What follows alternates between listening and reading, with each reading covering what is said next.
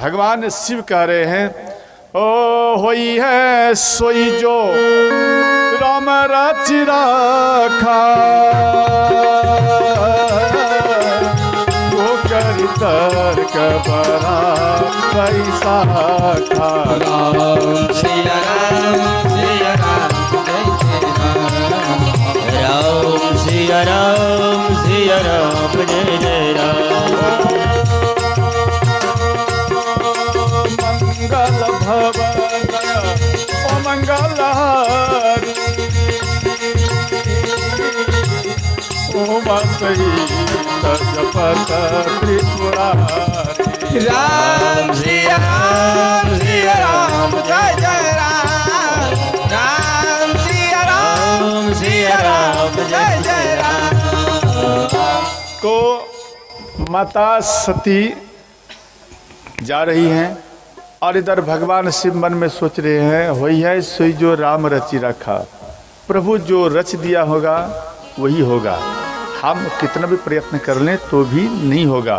तो अंत में जा रहे हैं, तो रास्ते में माता सती मन में विचार किए, जब हम इस रूप में जाएंगे तो वो पहचान लेगा, तो क्या ना हम कुछ रूप ही बदल लें, तो कौन सा रूप धारण करें। तो मन में विचार किए, जिस रूप के लिए ये रो रहे हैं हम क्यों ना वो रूप धारण कर लें। तो सीता माता का रूप ये धारण कर लिए। इनके बाद जिस ओर से प्रभु श्री राम आ रहे थे उसी ओर से माता सती जा रही है। तो माता सती को प्रभु श्री राम तो आगे हैं, परंतु प्रभु श्री राम माता सती को नहीं देख पाए। कभी कभी ऐसा होता है जो आगे में घटना घटता है वो आगे वाला व्यक्ति नहीं देख पाते और पीछे वाले व्यक्ति देख लेते हैं। उसी प्रकार से श्री लक्ष्मण जी देख लिए। अब लक्ष्मण जी मन में सोच रहे हैं, भाई अभी तो रावण का वध नहीं हुआ है और माता का देख रहे हैं पदार्पण हो रहा है, माता कैसे आ गई, तो ऐसा होना नहीं चाहिए। ये श्री लक्ष्मण जी मन में सोच रहे हैं। इतने में कुछ निकट आ गए तो भगवान श्री राम का दृष्टि पड़ा, मन में सोचने लगे कि देखो भगवान भोलेनाथ के लाख समझाने पर फिर भी माता नहीं मानी और फिर भी हमारा परीक्षण लेने के लिए आई है। चलो ठीक है, कोई बात नहीं, अच्छा है, मैया दर्शन दिया है अपने संतान को और अच्छा है। तो भगवान श्री राम वो तुरंत जैसे ही माता आगे आई तो उनके चरण में प्रणाम किए। भगवान श्री राम प्रणाम किए और कहने लगे कि हे माता, आप इस भयानक वन में आप क्या कर रहे हैं और वृक्ष केतु कहाँ है, अर्थात भगवान भोलेनाथ कहाँ हैं। तो अब इनको लाज लगे जो हम क्या बोलें, क्या उत्तर दें, कुछ उत्तर नहीं दे पाए। और हे माता, आप जो इस भयानक वन में हैं और भगवान भोलेनाथ को छोड़कर आप अकेली हैं और किसी भी स्त्री को भयानक वन में रहना नहीं चाहिए और पति से दूर भी रहना नहीं चाहिए और आप दूर हैं। तो यह सब बात इधर प्रभु श्री राम बोल रहे हैं और माता सती को काफ़ी दुख पहुंचा और शर्म के मारे कुछ नहीं बोल पाई। अंत में वो पलट के चल दिए। तो भगवान श्री राम माया किए। एक चरगुटिया रास्ता था, उस चरगुटिया रास्ता पर माता सती जैसे ही आई तो सामने देख रहे हैं जे भगवान श्री राम, माता सीता और श्री लक्ष्मण जी जा रहे हैं। अर्थात वो जिधर जिधर दृष्टि डाले उधर उधर भगवान श्री राम, माता सीता और श्री लक्ष्मण जी का दर्शन पावे।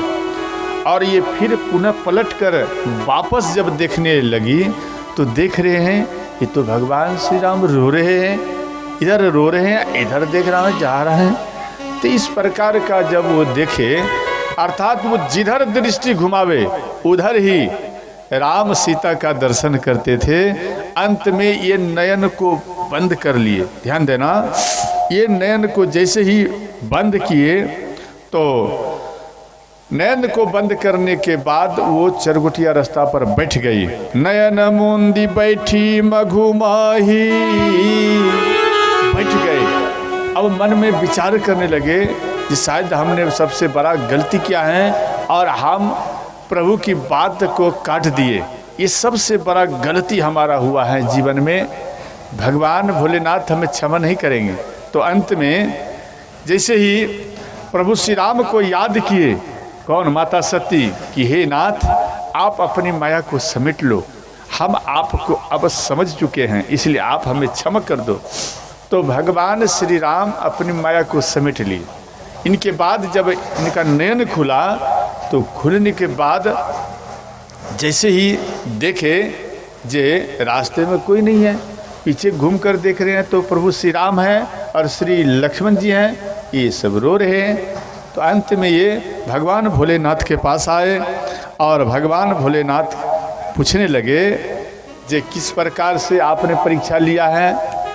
तो माता सती बोली, हे नाथ कछु ना परीक्षा लीना गुसाई, कछु ना परीक्षा लीना गुसाई, लीना प्रणाम तुम्हारी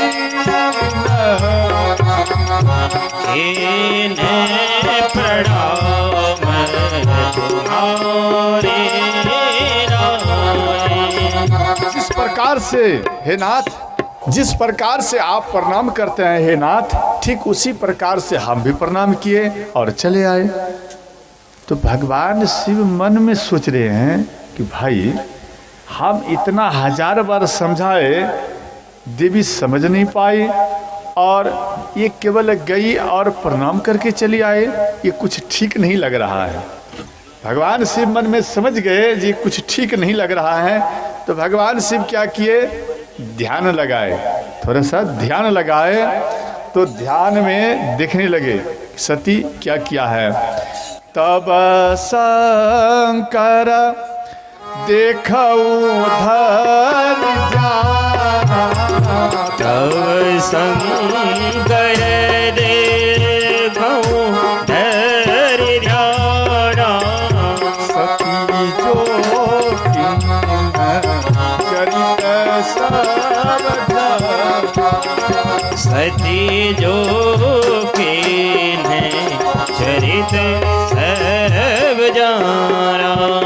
श्री राम जय राम जय जय राम, श्री राम जय राम, जय जय राम, श्री राम जय राम, जय जय राम, श्री राम जय राम, जय जय राम।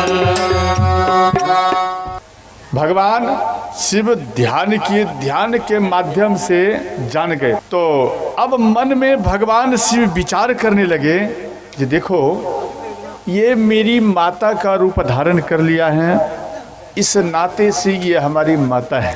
ध्यान रखना, माता सती को अब जो भगवान शिव देख रहे हैं माँ के दृष्टि से, ध्यान रखना, माँ के दृष्टि से ये मेरी माता है। इनके बाद मन में संकल्प किए जे अब सती का मिलन अब इस जन्म में नहीं होगा। ये संकल्प किए, यह संकल्प देवताएं जान गए, देवता लोग। तो सब कोई ऊपर से फूल वृष्टि किए और बोले हे नाथ, एक आप ही हैं जो आप इस प्रकार का संकल्प कर सकते हैं, बाकी अन्य कोई देवताओं में ये सामर्थ्य नहीं है जो इस प्रकार का संकल्प कर ले। और फूल वृष्टि करने लगे तो माता सती बोलने लगी, जे हे नाथ, आपने ऐसा कौन सा संकल्प किया है, आप हमें बताओ। तो भगवान शिव बोले, देखो आप चलो घर की ओर चलना चाहिए। तो अंत में नहीं बताए भगवान शिव, मन में रखे और आकर समाधि लगा दिए। देखो, जब व्यक्ति के अंदर में वियोग आता है ना, जब व्यक्ति के अंदर में वियोग आता है तो भगवान के शरण में चला जाता है। पति पत्नी में लड़ाई होता है, सत्यवादी पत्नी हो, सत्यवादी पति हो, तो वो इधर उधर कहीं नहीं जाएंगे, वो घर में ही रहकर वो भगवान के शरण में चले जाते हैं। अर्थात पूजा पाठ करेंगे, मौन धारण रखेंगे, एक दूसरे से नहीं बोलेंगे। समझ गए? ऐसा किया करते हैं। तो ध्यान देना, भगवान शिव ध्यान में बैठ गए। अब माता सती मन में विचार कर रहे हैं, जे भगवान भोलेनाथ तो अब समाधि लगा दिए हैं और कब इनका समाधि टूटेगा ये भी कहना मुश्किल है। तो डेली, नित्य प्रति डेली वो फूल चढ़ाती थी चरण में और विनती करती थी, जे हे नाथ, अब तो जगो। इस प्रकार से 87,000 वर्ष तक भगवान शिव समाधि लगाए और माता सती उदास हो गई, जे इतना लंबा समाधि।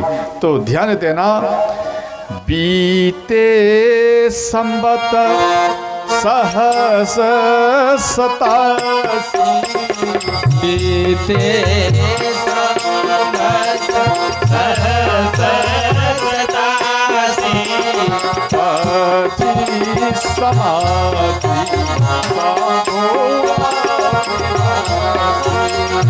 तजी समाधि शंभो अभिनाशे। श्री राम जय राम, जय जय राम, श्री राम जय राम, जय जय राम। तो जैसे ही भगवान शिव का